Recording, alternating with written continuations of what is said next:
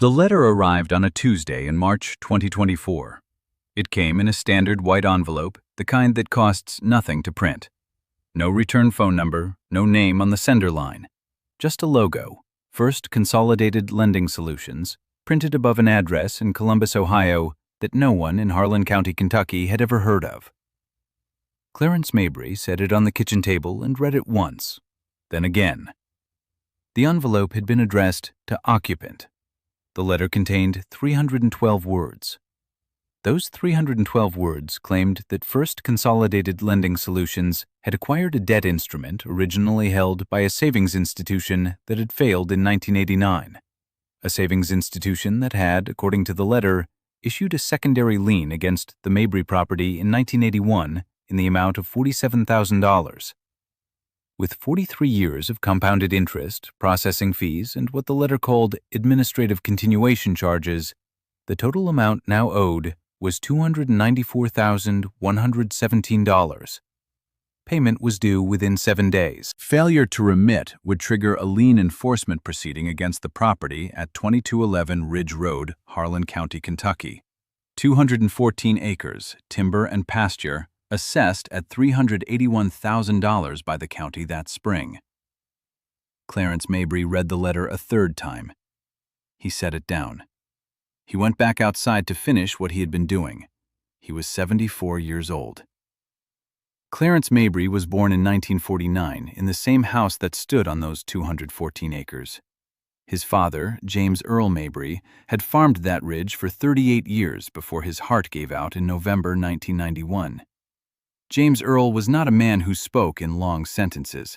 He had an 8th grade education, hands the size of dinner plates, and a habit of writing things down in a small green ledger he kept in the chest pocket of his work shirt.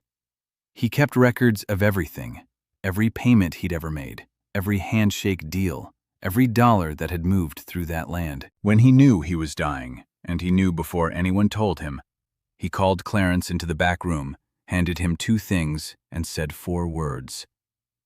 The 2 things were the green ledger and a folded document. The 4 words were, "Keep this somewhere safe." Clarence had done exactly that.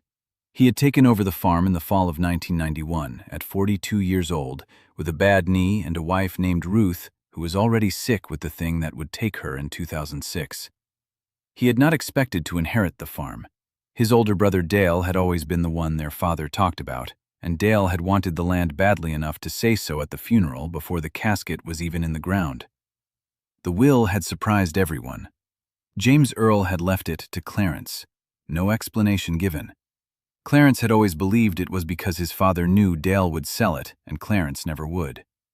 He had not sold it, not in 32 years of fighting to keep it. The ridge had flooded twice in the 1990s, badly enough to take out 40 acres of bottomland that never fully recovered. There had been a dry spell in 2002 that lasted 7 months and killed $18,000 worth of timber stock he had been planning to harvest. His knee required surgery in 2008 that cost $23,000 before insurance, and the recovery kept him off the hill for 14 weeks during a planting season. Ruth had passed and left a gap in the bookkeeping that took him 3 years to properly reorganize. He had done all of it without selling so much as a fence post. His neighbor to the north, a man named Alton Gregg, who had farmed adjacent acreage for 40 years, once said that Clarence Mabry was the most stubborn man in the county. He meant it as the highest compliment a man in Harlan County could offer. Clarence's boots were always muddy by 7 in the morning. He drove a 2001 Ford pickup that had 214,000 miles on it and had never, in his memory, been washed. He ate lunch at the same table where he had eaten lunch as a boy, and he knew every inch of those 214 acres the way most people know their own names. He had not borrowed $47,000 from anyone in 1981. He was 32 years old in 1981 and had been working a coal company job in Middlesboro, sending money home to help his father. He had never held an account with the institution named in the letter. He had not borrowed that money, he was certain of it. The man who sent the letter was named Ryan Kessler. He was 31 years old. He held an MBA from Ohio State University, class of 2016, and had been hired by First Consolidated Lending Solutions in January 2022 as a regional acquisition manager, a title that meant he was responsible for identifying dormant or distressed debt instruments, acquiring them at a fraction of face value, and initiating collection proceedings against the named parties or their heirs. The company maintained a portfolio of 4,800 such instruments, most of them acquired from the estate sales of failed savings institutions. Kessler's department had closed 71 enforcement proceedings in the 14 months prior to the Mabry letter. His quarterly bonus was tied directly to recovery rate. The Mabry file had been assigned to his desk on a Thursday. He spent 11 minutes reviewing it. The instrument showed a lien recorded against property at 2211 Ridge Road, Harlan County, Kentucky. The property had not changed hands in 32 years. The assessed value was $381,000. The outstanding balance, with compounding, was $294,117. Standard procedure was to send the letter and wait. Most people paid. Of the 71 enforcement proceedings his department had initiated, 58 had resolved through payment before any court filing was required. The remaining 13 had proceeded to liens, and of those, 9 had resulted in forced sale. Kessler had never visited Harlan County. He had, in his 11 minutes, looked at a satellite image of the property and noted the timber coverage. He had sent the letter. The next day, he had moved on to the next file. Clarence Mabry found a lawyer in Pineville named Thomas Wicks, who had been practicing in Bell County for 29 years and who listened to the whole story twice before he said anything. What he said was that the situation was not good. Secondary liens from that era were often poorly documented, he explained, but documentation problems did not always invalidate them. He said he would need to see everything Clarence had. He said the word everything with particular emphasis. Clarence said he had the letter from the company and some old payment records. Wicks said that was probably not going to be sufficient. Clarence told him there was one other thing. He drove home. He went upstairs to the bedroom, to the closet where Ruth had kept her winter things, and reached to the back of the top shelf. He brought down a shoebox that had sat in that spot since November 1991. He did not open it in the car. He drove back to Pineville with it sitting on the passenger seat. The shoebox contained James Earl Mabry's green ledger and one folded document. The document was a single sheet of paper, 8 5 by 11 inches. It had been folded twice, into thirds, the way a letter is folded to fit an envelope. The paper had yellowed slightly at the edges. The fold lines had gone soft from decades of compression. Written across the top in typed letters was a heading Clarence had read once in 1991 when his father handed it to him and had not read again since. It read, "Satisfaction and Release of Lien, Harlan County, Kentucky, recorded January 14th, 1983. It had been executed by the same savings institution named in First Consolidated Lending Solutions letter. It documented, in formal legal language, the full and complete repayment of the $47,000 instrument recorded against the Mabry property. It had been signed by the loan officer, notarized, and stamped with the institution's official seal. It bore a Harlan County Recorder's reference number, 1983-LR-00441. James Earl Mabry had paid off the loan in full in January 1983, less than 2 years after taking it out.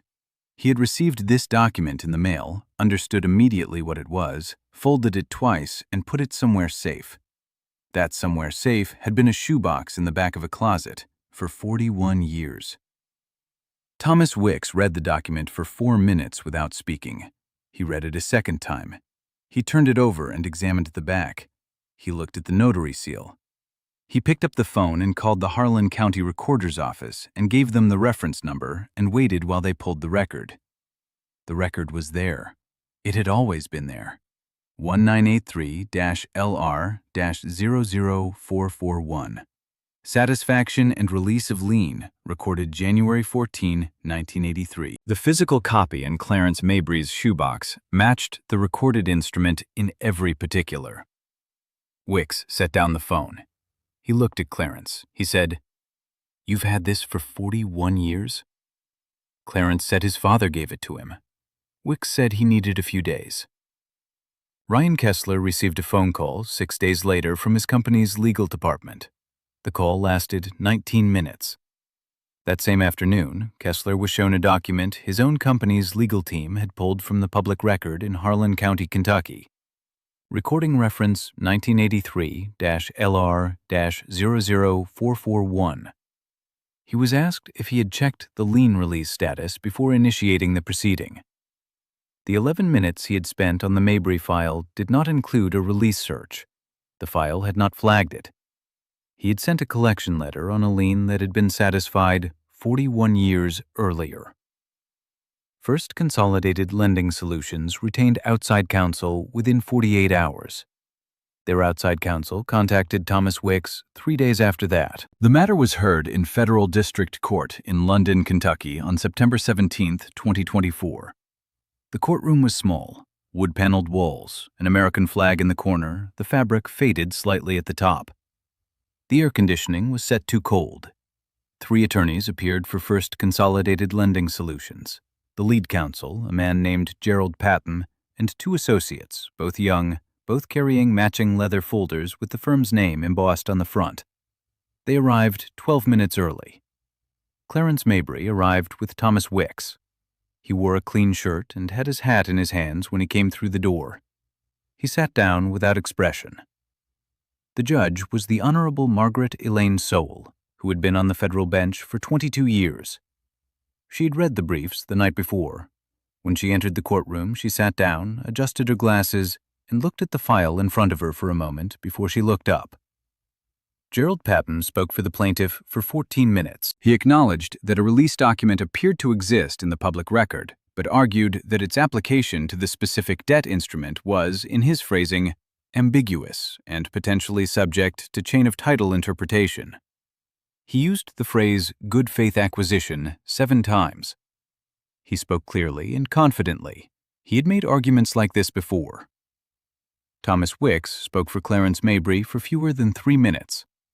He stated that recording reference 1983-LR-00441, a certified copy of which was in evidence, constituted a satisfaction and release of the named lien, executed by the named institution, notarized and recorded in the Harlan County Public Register.